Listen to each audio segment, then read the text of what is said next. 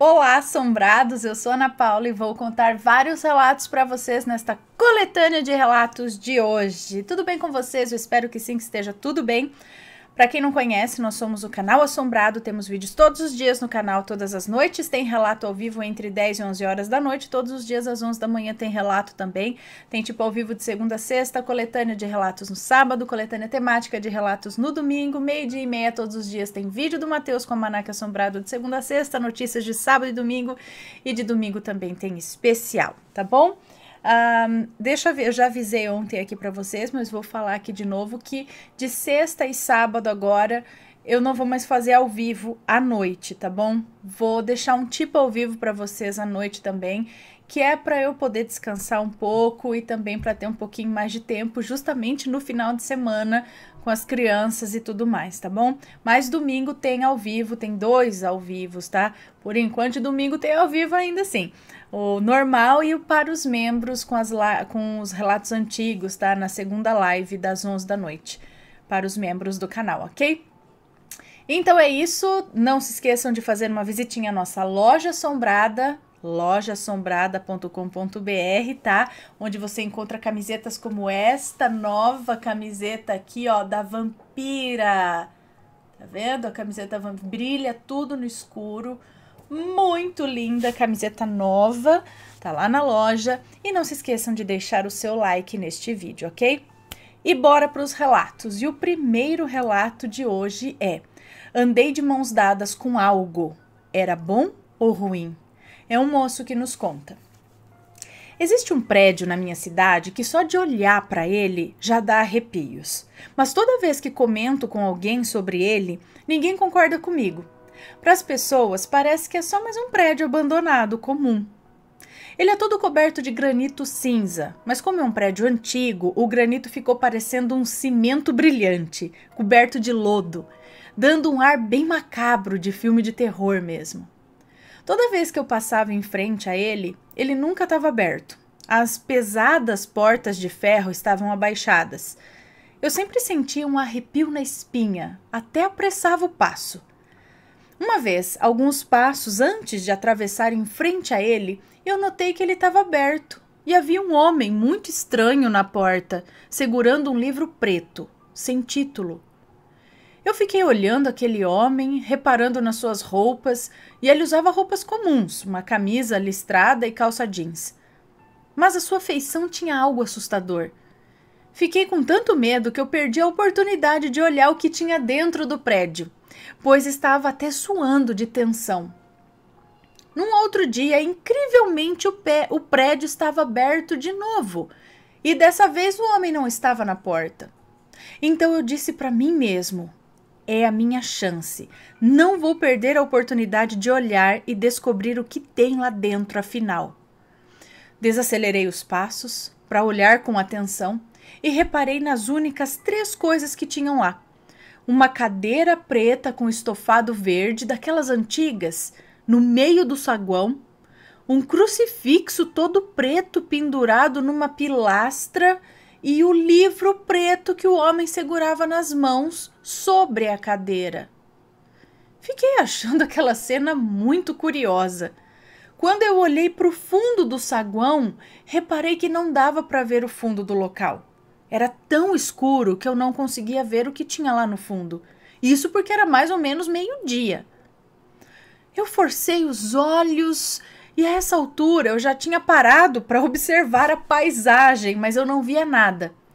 Emanava um cheiro estranho de lá, mas provavelmente era mofo. Então, num canto que eu não tinha reparado, o mesmo homem que eu tinha visto antes estava lá, me surpreendendo. Não sei se ele apareceu lá do nada ou eu é que não tinha reparado antes nele ali. Mas instintivamente eu me virei um pouco assustado e comecei a andar de novo. Só que agora com uma sensação muito ruim em mim. Era um aperto no peito inexplicável, além de me sentir observado.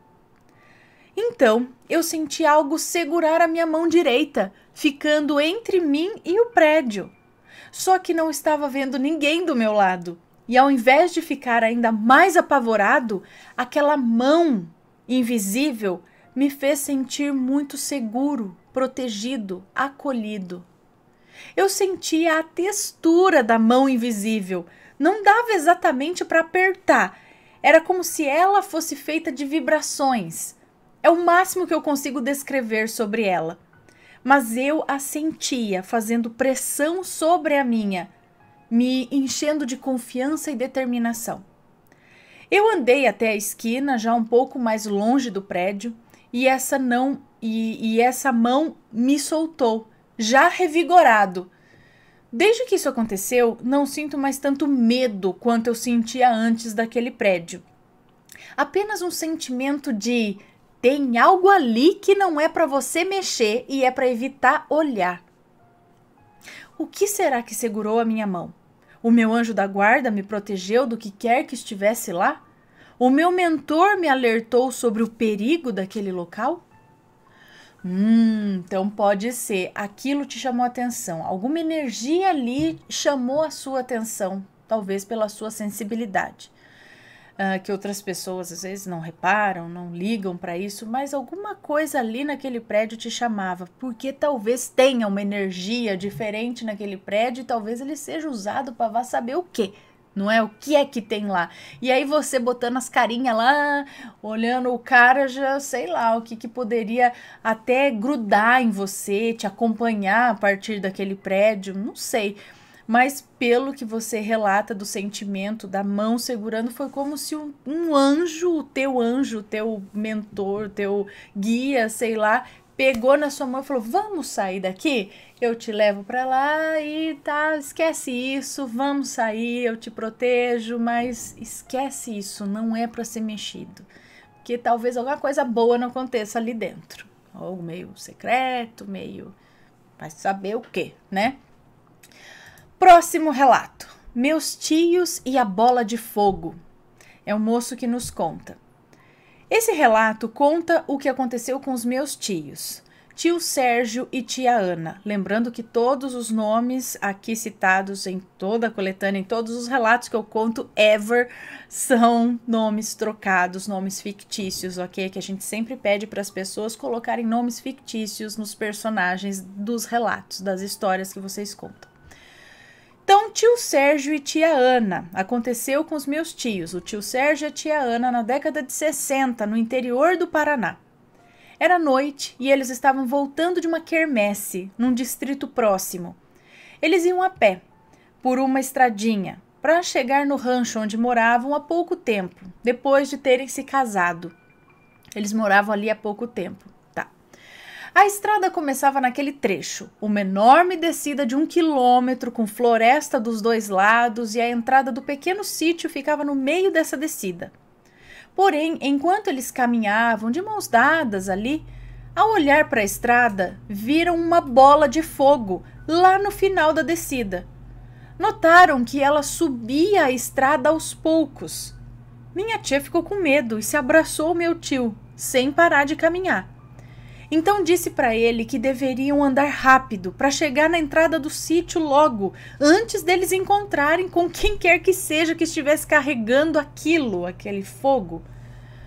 Então meus tios caminharam rápido para ganhar terreno, mas notaram que a bola de fogo também aumentou a velocidade.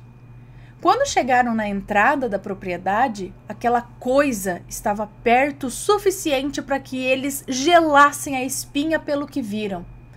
A bola de fogo flutuava a cerca de 1 metro de altura do chão. Iluminava o chão e a folhagem da mata em volta, e não se via ninguém carregando essa tocha. Ela simplesmente andava flutuando. Eles então correram por uns 100 metros da entrada de acesso até o pequeno barraco improvisado, e antes de entrarem no casebre, eles olharam para a intersecção da estrada. Eles então viram que a bola de fogo estava parada, bem no cruzamento, como se olhasse para eles. Eles então entraram, fecharam a precária porta e se deitaram, cobrindo a cabeça com um cobertor, e não se atreveram a abrir os olhos. A casinha deles era feita de madeira de palmito, e as frestas eram enormes. Você poderia ver qualquer coisa do lado de fora. Ficaram por muito tempo assim, rezando, até caírem no sono. Nunca mais isso aconteceu novamente, mas a minha tia nunca se esquecerá desse ocorrido. Gente, o que eram essas bolas de fogo que o povo via no sítio? E era assim, bola no chão, mas perto. Eram bolas de fogo que eles dizem, mas talvez bola de luz alaranjada. Não sei se era bem um fogo que queimava ali ou era uma luz alaranjada. Porque tem vários relatos desse tipo de luz alaranjada, dessa luz ou desse fogo que flutuava por aí. Eu não sei bem se isso é espírito, eu não sei o que é, mas sei que tem vários relatos dessa época do sítio aí. Hoje não escuto mais nada a respeito. Muita coisa do pessoal que mora no sítio, mas antigamente era tipo, todo mundo já viu uma bola de fogo que morou no sítio. Gente, que legal. Ou não, não sei. Próximo relato. O assobio do Saci. É outra coisa que todo mundo escutava no sítio também. Minha avó também escutou, todo mundo. O assobio do Saci. É um moço que nos conta. É raro ter... Hoje aqui, só moços contando relatos pra gente. É raro, viu? A maioria que conta os relatos são moças, são mulheres. Mas aqui são os moços hoje. O assobio do Saci. Quando isso aconteceu, a minha mãe tinha 9 anos e a prima dela 14. Naquele tempo, as pessoas não compravam fubá. Elas plantavam o milho e levavam para alguém que tinha uma máquina de moer o milho para transformá-lo em fubá. E em troca, a pessoa dava metade do milho como pagamento. E foi isso que a minha mãe e a prima dela foram fazer. Na volta, quando passaram para baixo de um matagal, minha mãe ouviu um assobio, não muito alto. Então ela olhou para o lado do mato e viu, saindo lá de dentro, um garoto negro mancando. Ela não reparou se ele tinha apenas uma perna ou não, mas ele mancava. Ele usava uma espécie de sainha vermelha e tinha algo vermelho na cabeça também. Ele saiu do mato e ficou em cima de uma pedra, olhando para o horizonte. E então, do nada, ele deu um assobio muito alto e voltou para o mato. A prima da minha mãe ouviu o assobio e perguntou se a minha mãe também tinha escutado. Minha mãe disse que poderia ser um pássaro. Ela ficou com medo de dizer à prima que tinha acabado de ver o Saci e ela sair correndo, sei lá, e deixá-la para trás. Afinal, ela tinha 9 anos e a prima 14, então a prima ia correr mais do que ela, talvez. Então ela ficou com medo dela sair correndo e deixá-la para trás, já que a prima era mais velha e a minha mãe ainda estava carregando o fubá, né, que estava pesado. Então ela não falou nada. Ah, deve ser um pássaro que assobiou, mas foi o Saci e ela viu. Bom, depois de adulta, a gente se mudou para uma casa em um sítio. E na primeira noite que dormimos nessa casa, a minha mãe ouviu um assobio muito alto que doía até o ouvido. Ela reconheceu o assobio na hora. Sabia que era o Saci que havia passado ali. A minha mãe já mostrou várias vezes o mato em que ela viu o Saci e a tal pedra onde ele subiu. Ainda está lá a pedra. Ai, gente, que legal! E tem um vídeo aqui, acho que o Matheus fez, ou não sei, dos vários tipos de Saci, né? Tem vários tipos de Saci. Gente, o que é o Saci? É uma entidade da floresta, tipo gnomo, fada, essas coisas, mas ele só tem no Brasil, nas nossas matas. É uma forma de pensamento, algo que foi criado ao longo do tempo, não sei. Mas tem alguma coisa aí, tem. Tem várias pessoas que já viram Saci, coisas do tipo. Próximo relato. Coincidência, sincronia ou concomitância? É um moço também que nos conta. Eu gostaria de saber que nome pode ter o que eu vivi há uns 2 anos. Eu acho que coincidência, sincronia ou concomitância não são suficientes para explicar. Tenho hoje 71 anos e quando eu tinha 19, em 1968, vivi um ano nos Estados Unidos, em Los Angeles, uma cidade incrível. Fiz tudo o que um jovem poderia fazer, sem muito dinheiro, mas com muita vontade de conhecer tudo. Estudava inglês 8 horas por dia numa escola pública, onde tinha gente do mundo inteiro. À noite trabalhava como empacotadora em supermercado e a cada final de semana saía para conhecer outras cidades, além de visitar a primeira Disneylândia. Fiz amigos também entre brasileiros e na festa de formatura do colegial de um deles conheci... Os nomes estão trocados. Conheci Grace Ross, uma menina linda, de pai belga e mãe nascida na Indonésia. Nos apaixonamos e ficamos um ano grudados. A separação, por conta da minha volta ao Brasil, foi muito difícil. 3 meses depois do meu retorno, fui surpreendido com o fato de que ela estava em Campinas. Ela me mandou um telegrama para ir vê-la. Estava em Campinas porque ela tinha se tornado a aeromoça da Pan American,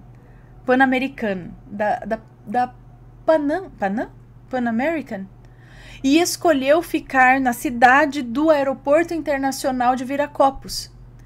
A cada 10 dias ela retornava e ficava uns 2 ou 3 dias, até que teve que mudar de base e nunca mais nos vimos. Essa vinda dela ao Brasil foi em torno do ano de 1970. Há 2 anos, em 23 de outubro de 2018, 48 anos depois da última vez que eu a vi, eu estava escrevendo para um futuro livro, alguns fatos da minha vida, e quando iniciei o parágrafo sobre a Grace, apareceu uma mensagem no WhatsApp. Surprise, this is Grace. Got your number from André. Ela disse assim, surpresa, aqui é Grace, peguei seu telefone com o André. Eu tinha conhecido o André em Los Angeles e continuei a falar com ele. Tomei um susto tão grande que eu afastei a cadeira, fiquei em pé, sem saber direito o que fazer. Imediatamente respondi a ela e contei o que estava acontecendo. E ela respondeu, once a connection, always a connection. Uma vez conectados, conectados para sempre. Então, Ana Paula, como se explica o que aconteceu? Connection, maybe. Então, eu acho que não só uma simples conexão, né? Porque senão todo o tempo estava acontecendo coincidências e essas coisas assim, com todo mundo, porque eu conheci fulano, beltrano, blá, blá, blá, mas algo em especial, uma conexão especial que talvez vocês tenham, entendeu? Por mais que não tenham ficado juntos pro resto da vida, por mais que talvez não tenha dado certo, mas por conta de distância ou o quê, não quer dizer que vocês não tenham uma grande conexão, porque eu também não acredito em coincidências. 48 anos depois, no momento em que você pega para falar no nome dela, 48 anos sem ter contato, e no momento em que você pega para falar no nome dela, ela te manda uma mensagem no WhatsApp? Tipo, surprise, this is Grace. Ah, como? 48 anos depois. Eu, na minha vida inteira, vivi 35 anos. E é bastante. Imagina 48 anos sem ter comunicação com a pessoa e no momento que você para falar dela num livro, ela te manda uma mensagem. Mas e aí? Agora eu quero saber a continuação dessa conexão. E aí?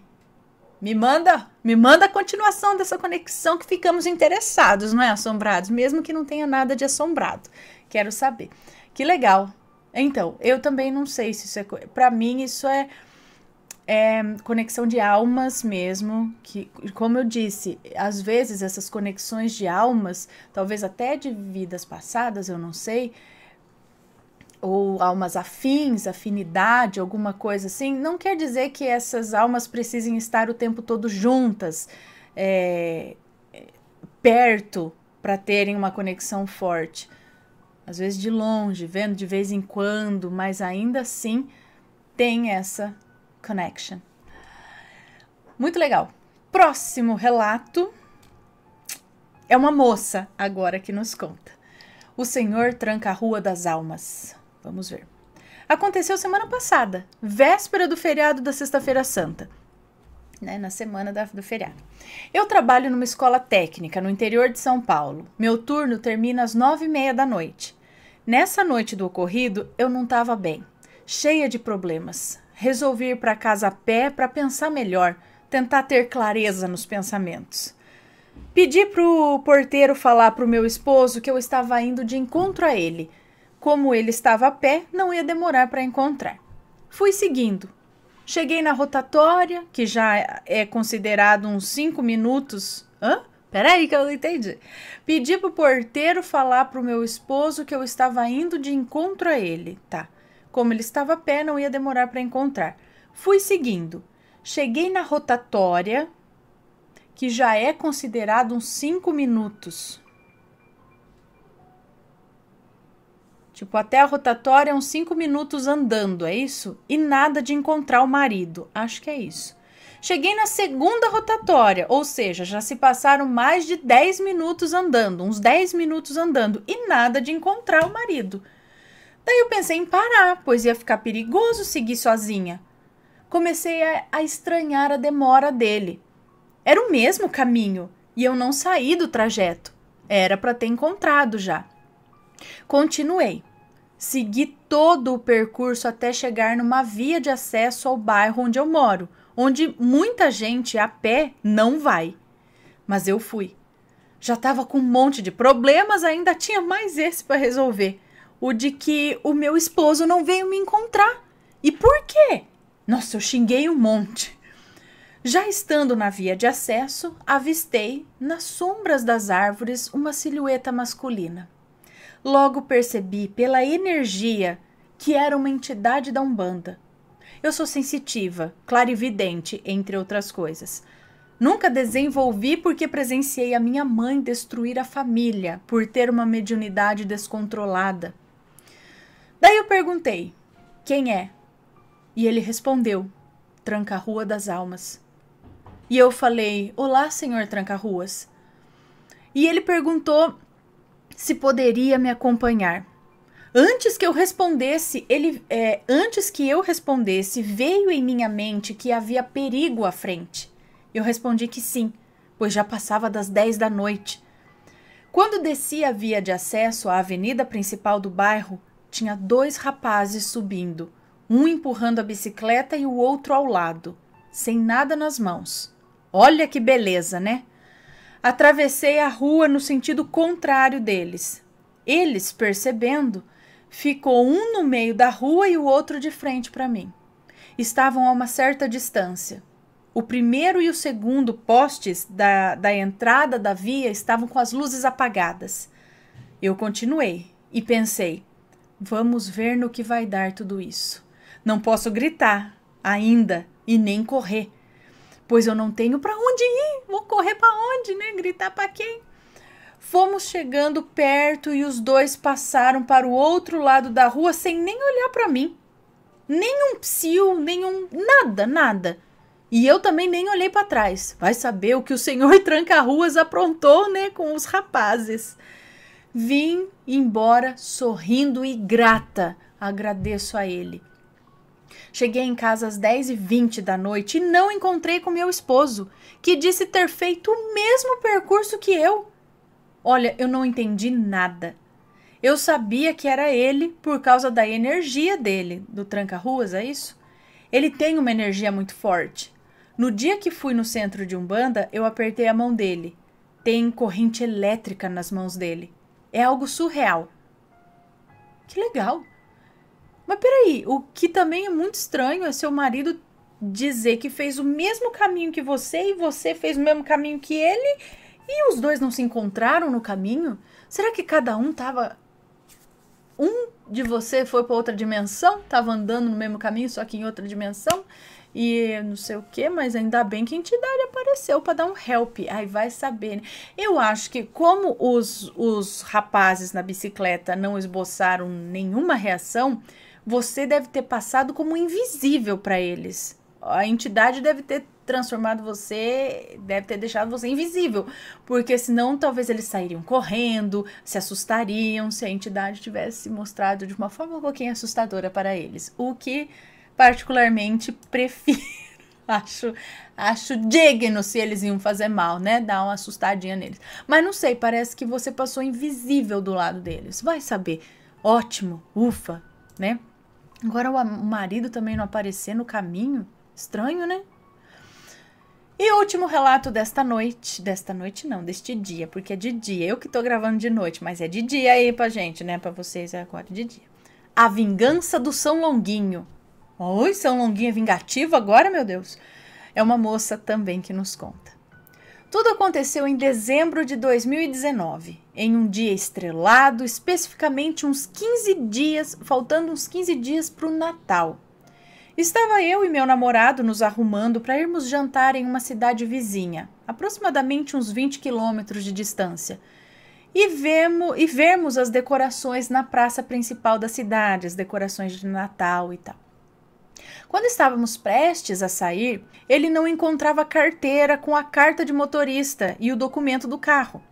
Procuramos em todos os lugares, até atrás do rack, atrás do sofá, para você ter uma noção. Procuramos em tudo. Começamos a ficar nervosos, porque não dava para sair de casa sem os documentos. A fiscalização aqui até que é muito boa. Então, em um momento de pânico total, decidimos apelar e pedir para São Longuinho. Eu e meu namorado somos católicos, mas nunca acreditamos realmente que se pedirmos a um santo e darmos 3 pulinhos, ele nos ajude a encontrar o que procuramos. Mas como estávamos ficando atrasados, decidimos pedir que ele nos ajudasse.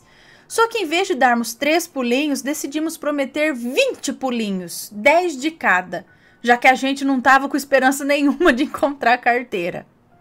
Nossos olhares se cruzaram com um ar de assustados quando, no minuto em que terminamos de pedir, encontramos a carteira. E ela estava lá, em cima da mesa, onde eu já havia procurado 1000 vezes.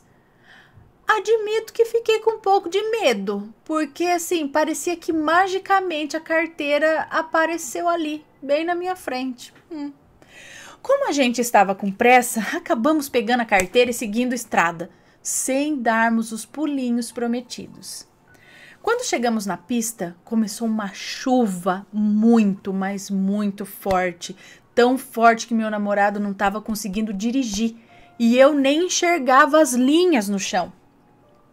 Naquele dia, nunca tínhamos ficado com tanto medo de bater o carro ou cair com ele em um dos buracos que tem ao lado do acostamento. Foi com isso que decidimos voltar na primeira rotatória que encontramos e não continuar a viagem.